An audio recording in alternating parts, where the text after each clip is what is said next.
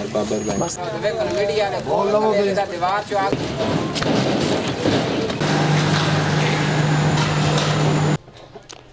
जी, मुल्क भर की तरह मलकवाल में भी सस्ते तंदूर और सस्ते स्टॉल सालन के लगाए गए हैं।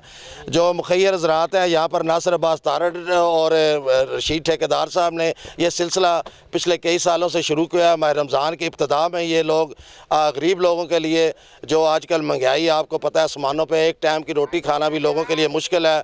यहाँ पर जो रोटी है, और मैं ये भी बताता चलूँ, जो खालिस गंदम है, इसमें यह नहीं है कि इनकी अपनी जो फसलों से गंदम पैदा होती है उसकी ये रोटी देते हैं और 10 रुपए की रोटी देते हैं।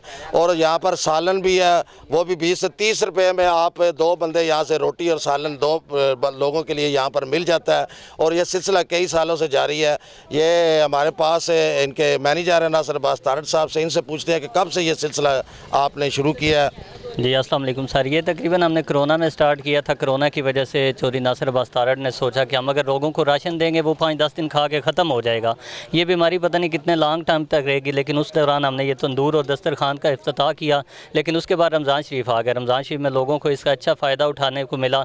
लोगों ने काफ़ी तारीफ़ की। तो नासिर अब्बास तारड़ की काफ़ियों से ये हम लगा रहे हैं, 5 साल हो गए इसको लगाते हुए। इंशाअल्लाह ताला जितनी उनकी ज़िंदगी है उस ज़िंदगी को आगे ये इस तरह ही रवां दुआ रखेंगे। हाँ जी, जैसे इन्होंने कहा है कि पिछले जब से कोरोना शुरू है उस वक्त ये नासिर अब्बास तारड़ साहब ने ये सिलसिला शुरू किया था।